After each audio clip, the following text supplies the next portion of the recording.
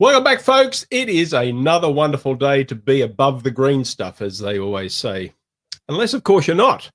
And there might be people missing you, and they might be grieving over you. And we're going to talk about grief, what that looks like, maybe across cultures or in different settings. It may not even have anything to do with losing anybody, but we're going to talk about it today, so stick around.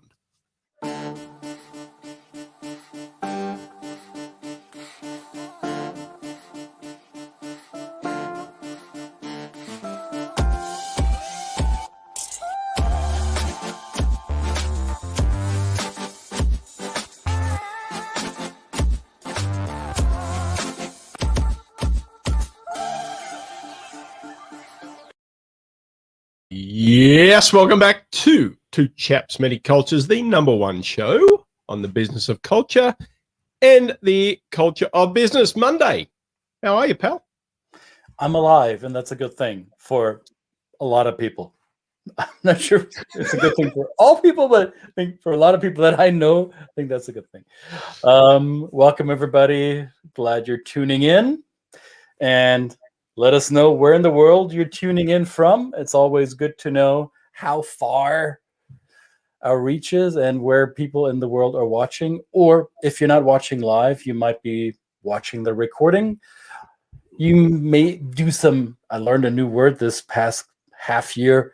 You may be doing some asynchronous watching.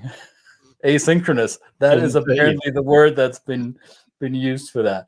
So let us know where in the world you are. Asynchronous. I don't. I don't know. Apparently, I didn't learn hard enough. So asynchronous. Asynchronous. Which my daughter will tell me whenever I go into her room and say, "Hey, why aren't you at your desk? Aren't you supposed to be in class?" "Dad, I told you this multiple times. Wednesday is asynchronous." I said, "Okay." All right.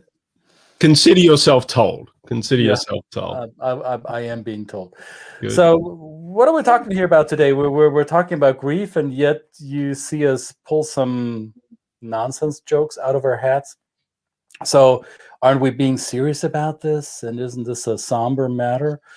Well, I don't know. Is it? Well, we, of course, want to, and yes, we do probably don't take ourselves too seriously, but there are some things we should take serious. And of course, we don't want to make light. If you are grieving for somebody at the moment and you've had some loss, and some of us have, and you know, we respond to it in various ways. We respond to it through our own emotions, how we're feeling in and of the moment. But I guess what we're you know, it was just came out of an interesting listen this morning to a topic on a radio show, which was talking about grief. And they didn't just touch on the loss of a person. They actually touched on some of the cultural aspects of it. And perhaps, is there an argument that we are expected to grieve in a certain way, therefore we follow those templates or the traditions? And are we doing it right if we don't do it that way? If we don't, you know, some cultures like the Irish go out and drink and party. You know, they celebrate. To them, that's a celebration of the life. And other cultures are quite visceral in their expression of the grief, through even hiring more professional mourners to wail and scream at the. Now we're not. And certainly all those are valid because they've come out of either faith traditions or other heritage aspects and formed by the culture, all through this commonality that we share as humans, that when somebody is physically removed from us through death or other separation, then we feel this sense of loss, and it's a natural human reaction to do that. Yeah. Right. And I think I listened to at least half of that program, and to give you guys full disclosure, it is I think it's a podcast or a radio program by BBC. It's called Crowd Science, and the title of this particular episode is called "Why Does Grief Leave Me Feeling This Way?" You can Google it, or we may even put the link in the comments here. And it poses that question. Is there a societal expectation for an emotion that we have when we lose something? And if so, if there is if we're taught to feel a certain way, or if that's a societal construct that teaches us how to respond to the loss of somebody. And usually the grieving process that they're referring to is loss of a loved one, of a person that has been torn from us, either by natural causes or some accidents, or what may be, whatever may be the reason for the loss. So is there a societal construct that teaches us, okay, this is what you do, these are the steps and the emotions that are expected of you when that happens? And I had that same question when people in my family, some close relatives, passed away a couple of years ago, and I was surprised that not every family member had the same emotional state during that grieving process, during the process of organizing the funeral and going through all the logistics and the organizational steps of dealing with somebody's death, right? And I thought I was going to walk into a sob fest in my family. I was expecting my mom in that scenario, who had lost her mother, I was expecting her to be devastated and in tears and really on edge and really going through some emotional roller coasters. And none of that happened. My mom was very composed and very structured and very measured. And that surprised me, right? So, and I think many of you have had similar experiences. You expect yourself to respond to a loss in a certain way, and you may expect your family members or your friends to have a certain set of emotions. And then when the loss does happen, maybe your expectations are not met. So how much of it is culturally determined, and of how much of it is our personal journey through these emotions? And I don't have the answer. I'm curious about this. Do we have answers, Brett? Is there a framework that would explain this, or is experiencing loss such a unique personal experience that it's hard to put those frameworks on that? Yeah. Well, someone said that grief is the price we pay for love, right? So we always want love. We have these direct connections as humans.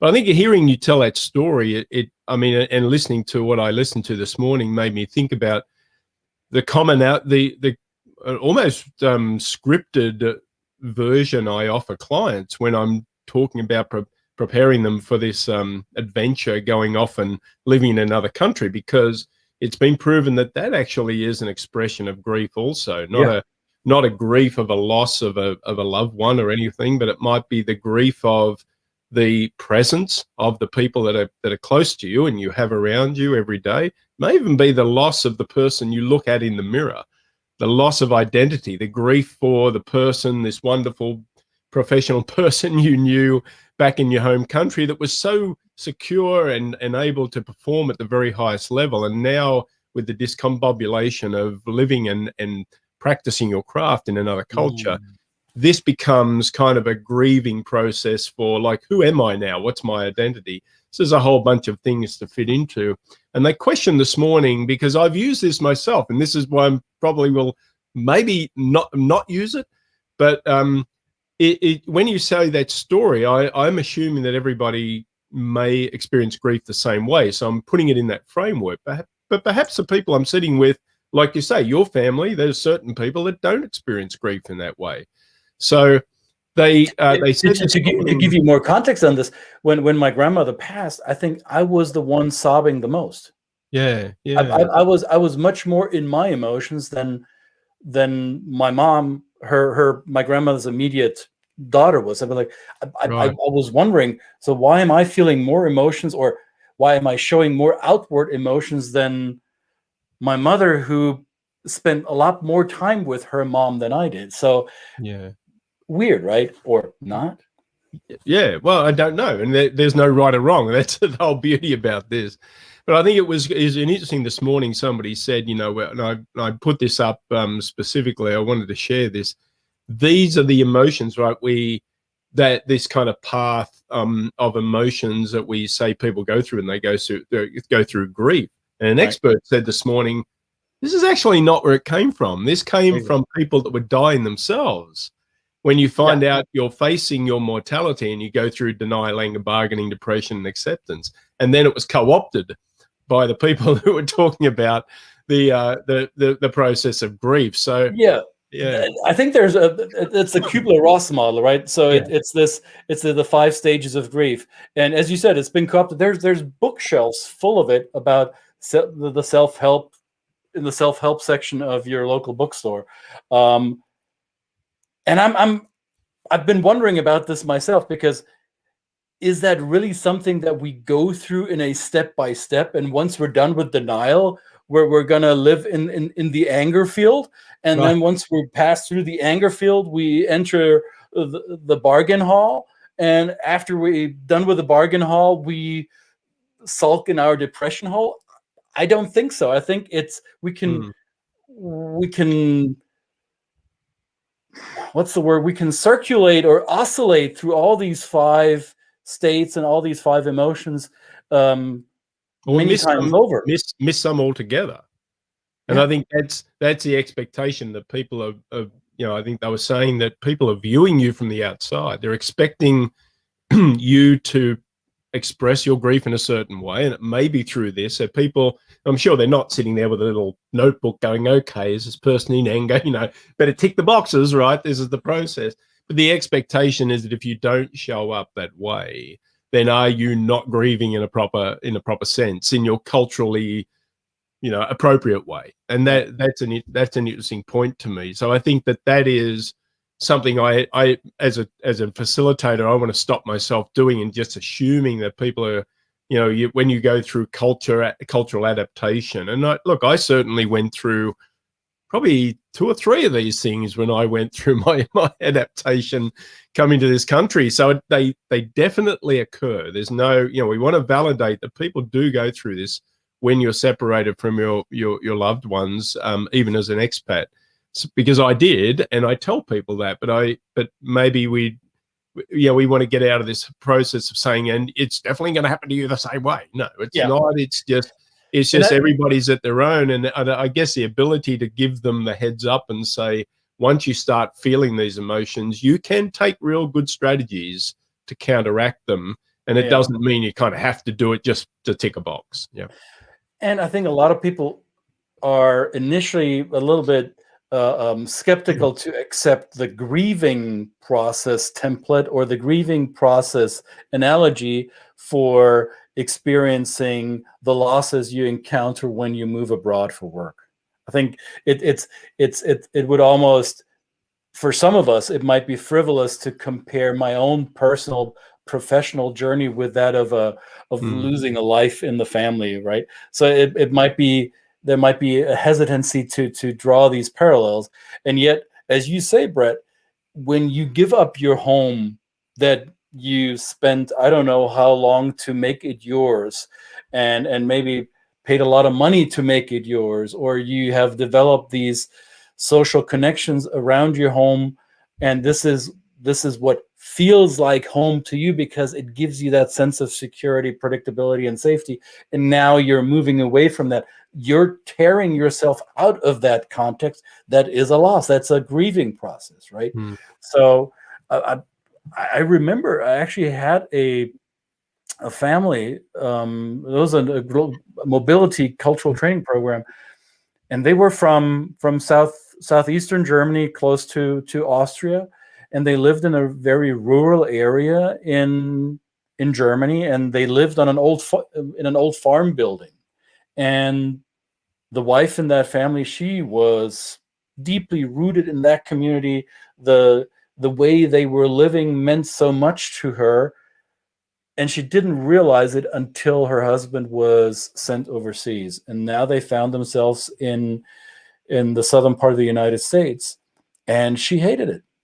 She was first in that denial, and then mostly in that anger field of not being happy about her living conditions abroad, that everything she had built in her home culture meant so much to her that she was unable to get over that loss. And it was a long story, but the result of that story was that her husband's assignment was aborted, that he didn't serve the entire term that he was contracted for, and they went back home because it was about to split the family in half. So that it can go that far, right? Yeah, and we're not here to say that's a failure. Determining failure as a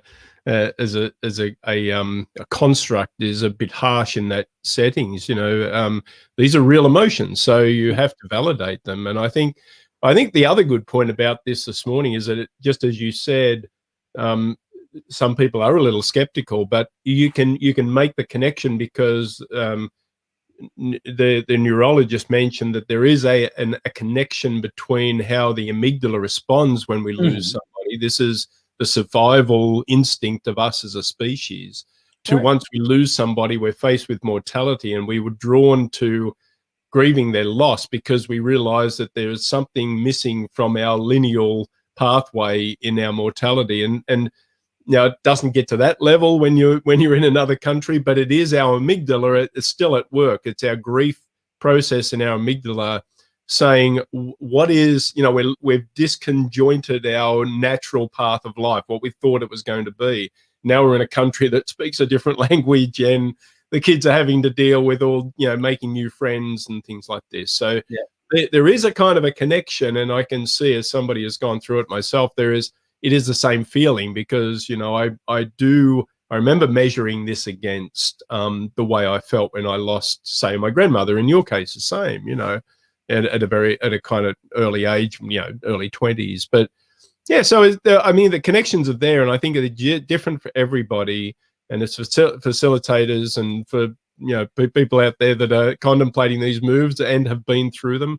Not all size fits all, but I think it's just an interesting take, and it was a really interesting podcast. I put the link in the I saw it. It's worth a listen. Yeah. I mean, start listening to it once we're done here, but then listen. Don't switch us off. Yes. Now, I think there are a few aspects to consider aside from this theoretical concept that we just hashed out here. Some surface level cultural aspects to consider when you move abroad or when you do experience grieving processes in different cultures. As Brett said, the Irish would dance and sing all night long, and probably imbibe a little as well. And then there's also other surface level cultural aspects to consider with, for instance, what type of music? Is it upbeat or is it downbeat? Is it a somber music? Is it more depressive music? Or is it a more festive tune that you would hear around a funeral or any type of grieving ceremony? What color schemes are we using? For us in the Western world, European, North American world, the color black is often associated with celebrating death, or not celebrating death, but celebrating the life of someone who's left us. I didn't mean to wear black today, by the way. It was just a coincidence. But in other cultures, it's exactly the opposite. It's white, right? I will never forget my parents coming home from a visit in Indonesia, telling me about the funeral procession that they witnessed with loud and cacophonic gamelan music and people dressed in white. No, it was gamelan music. Sorry, that's the term, gamelan. And it was exactly the opposite of what you would expect of a somber affair in Central Europe, right?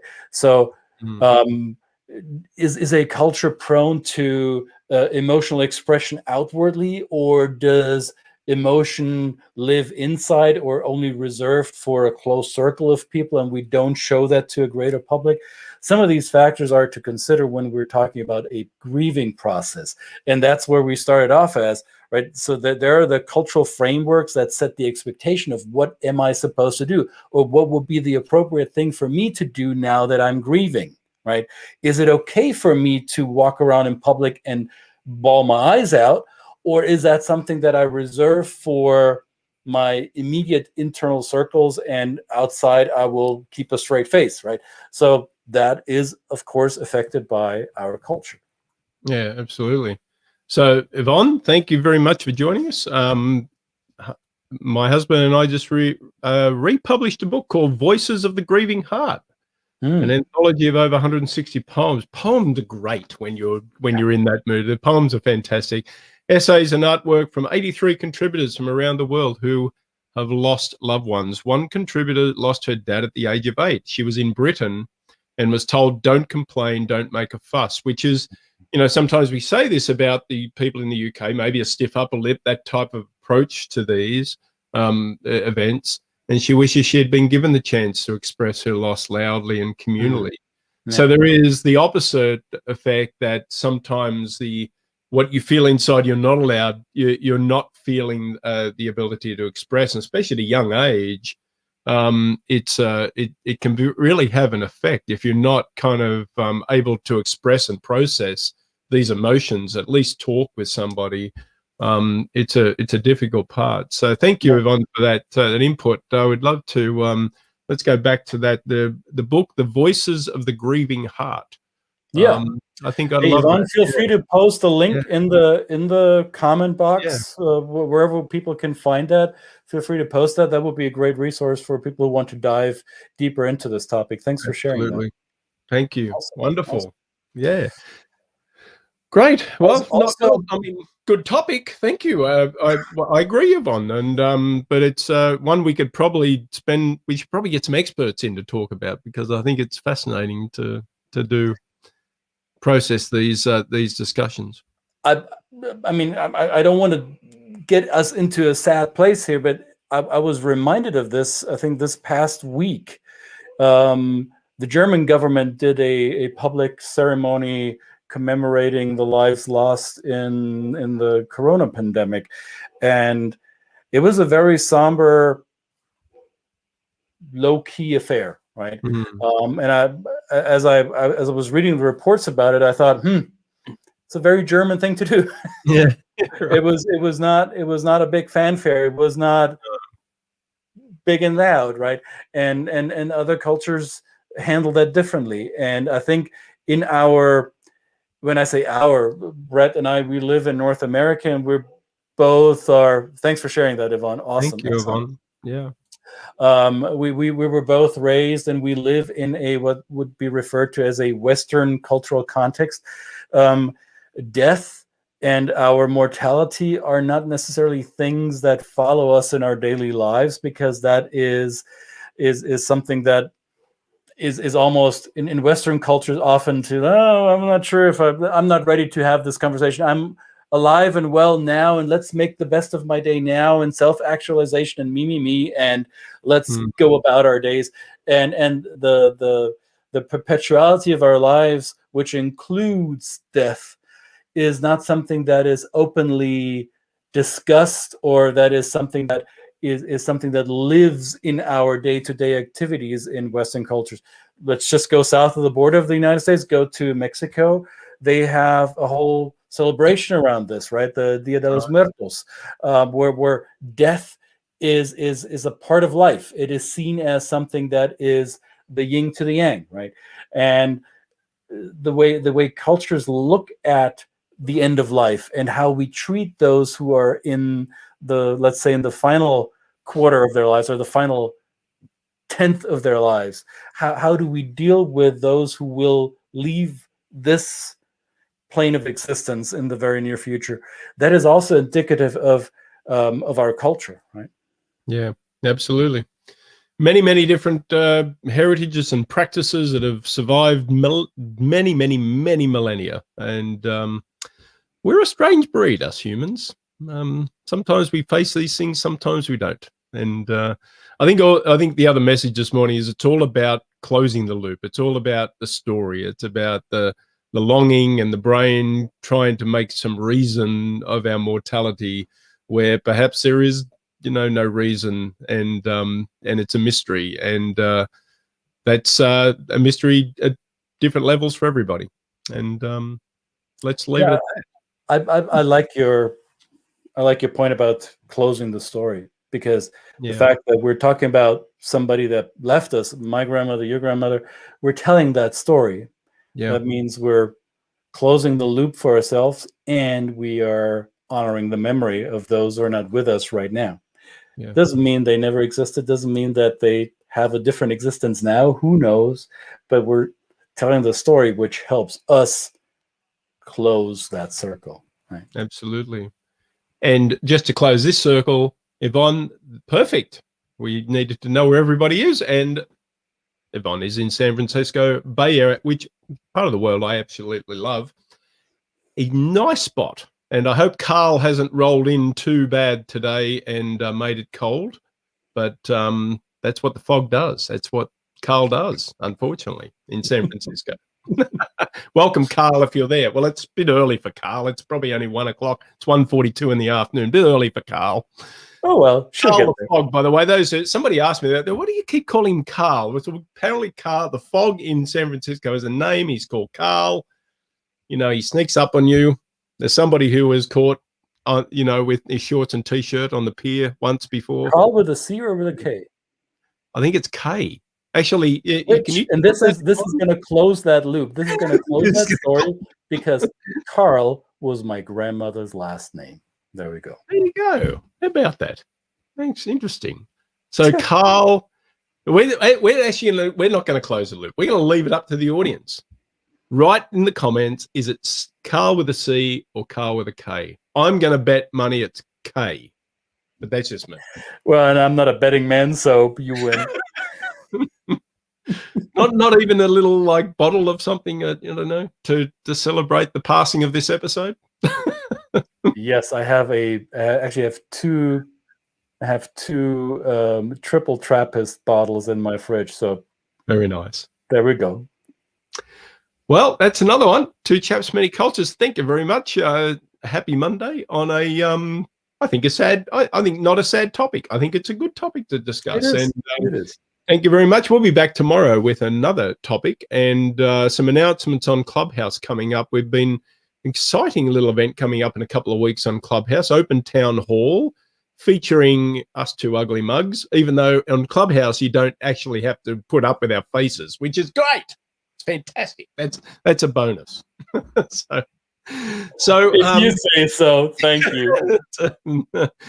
That's it. We're out. Thank you very much, folks. See you tomorrow. Bye.